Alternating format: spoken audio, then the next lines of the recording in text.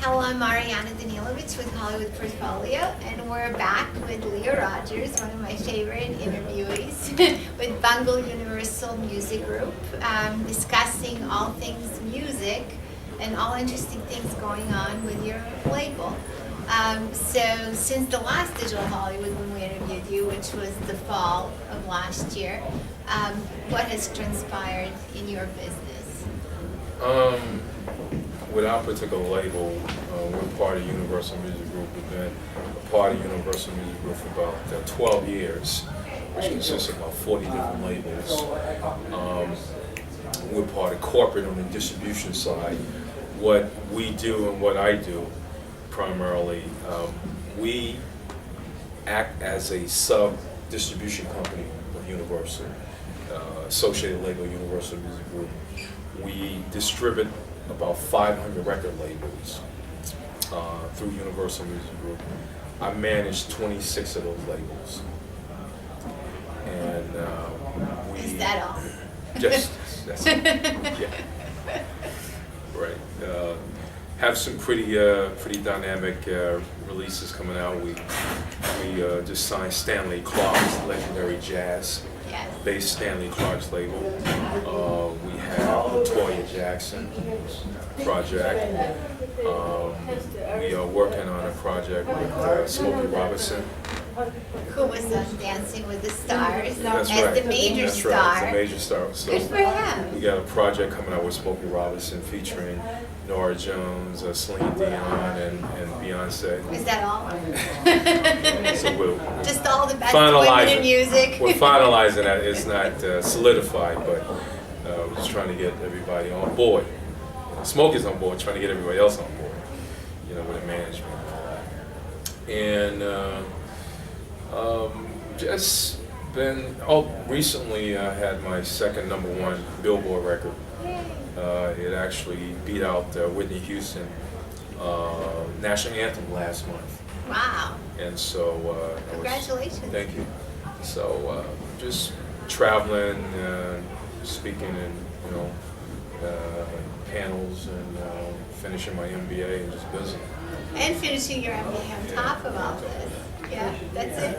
That's it. I guess give it to the busy man, he'll get it Right. done. Right. I think it's not going to hurt Smokey Robinson to put out a record, as Mr. Gordy said, that he was his best friend, and therefore he was there to support him on Dancing with the Stars. That was quite a, I would say, affirmation Absolutely. for any artist. Yeah, he's a dynamic guy, a very humble, very down to earth, and he was a part of the backbone of Motown, one of the founders, along with Barry Gordy. Sure. And so, Motown, it speaks for itself. I think one of the best record labels in our history. That's right, absolutely. Probably, or if not #1 in Number terms one. of hits. Yeah, In terms of #1. hits and charted records and sales. Unbelievable, Yeah, the top. And so many great artists. Just, Absolutely. Like a factory of great artists. That's right. If you can ever make one, right? We had that conversation. That's right. So tell us all about The Voice. We were dying to know what's happening in Universal Music and The Voice, and this runaway show, I think, that you guys have put together is just it's Well, attracting all the viewers. Well, that's on the NBC Universal side, which is separate from the Universal Music Group side. The two companies split up some while ago. They used to be all under the same umbrella. But you have the Universal Music Group, and then you have the NBC, the Comcast now, NBC Universal. So the record, the actual record deal that The Voice contestant would get would be on the NBC Universal. No, it will be on the Universal. It will be through Universal Universal Music Group. Okay. But Even though it's like in a relationship with.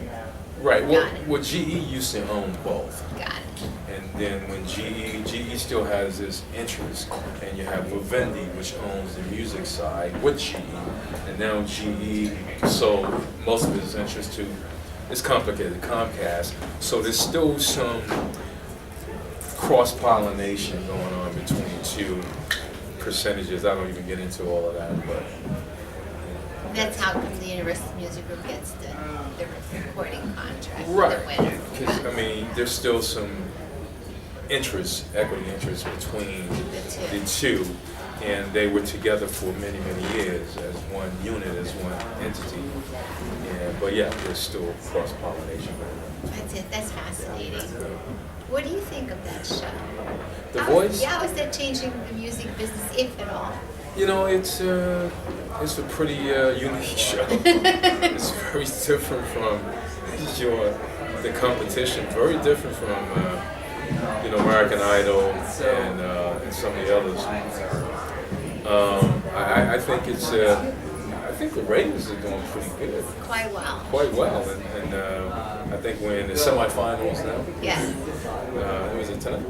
I think it's tonight. Yeah, Semifinals. maybe tonight. I think the semifinals are actually tonight, and I try to keep up with it as much as I can, but between my schedule, traveling, it's just real tough. But we were talking about A&R and how the business has changed fundamentally, and how it really costs so much to create these acts. Like when we talked, we compared it to Motown That's right. and so on.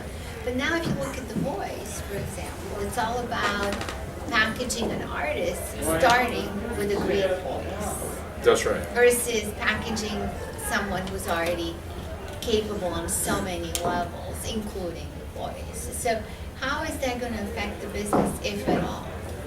Well, I mean, The Voice, kind of like American Idol, you have a built-in fan base from a winner, from the winner's standpoint. I mean, you have a fan base, of potentially millions. I mean, statistically, you get a percentage of that. If it's, 20 million and 1%, I'll take that, 200,000. So in terms of sales,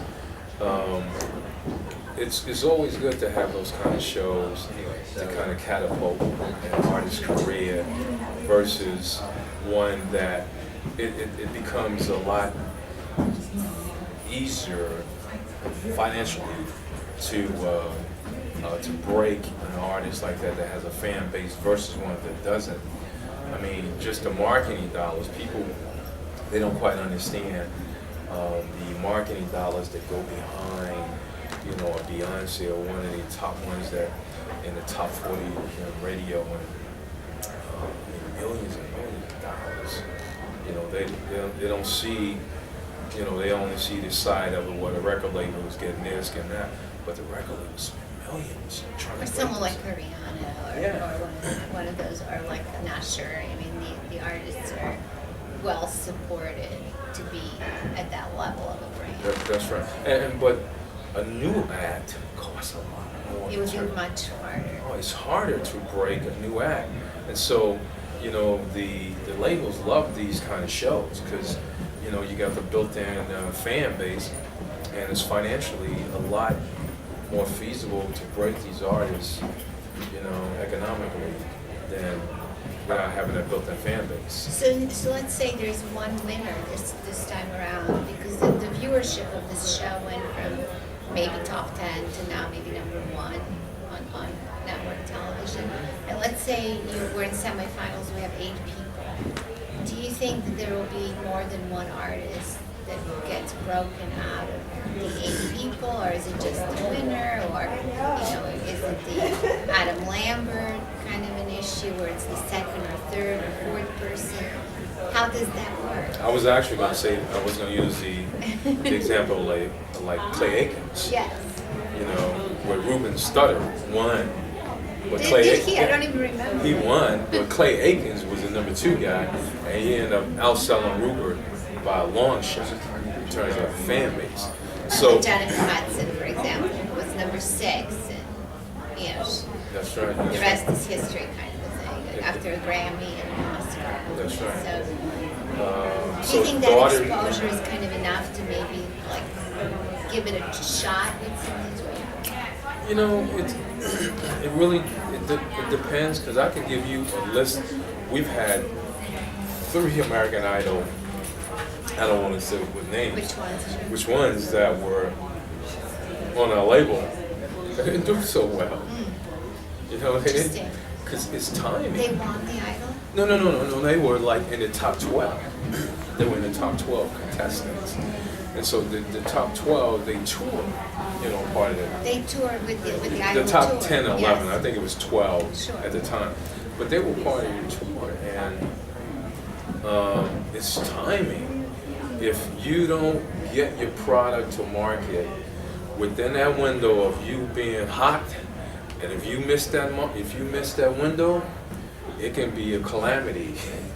Wow. I mean, seriously, we found that out the hard way, that being on American Idol doesn't always equate to success. It's that window. And if you miss that window, you can crash and burn. We've had 3 of them. Because they couldn't get the stuff quickly enough, I guess. You couldn't, I mean, you gotta hit the irons while they're hot. I mean, the buying, the music fan base is so fickle.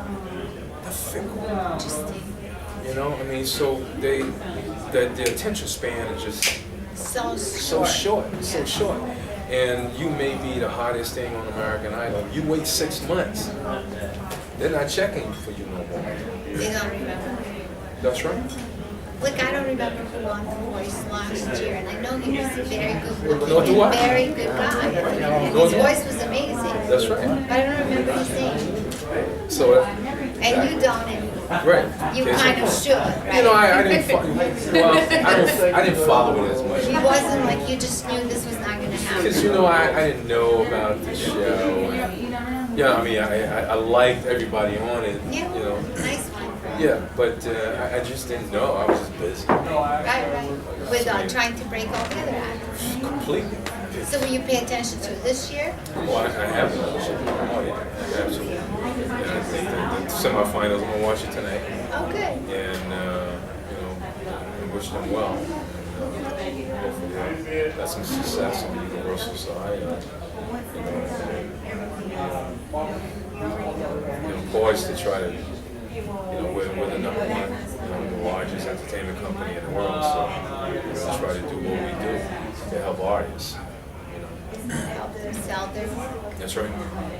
Well, we really appreciate your insight. You're This welcome. was all very, very exciting and interesting Thank as you. always. And enjoy the rest of the show. And thank you. Oh, you're welcome. My pleasure.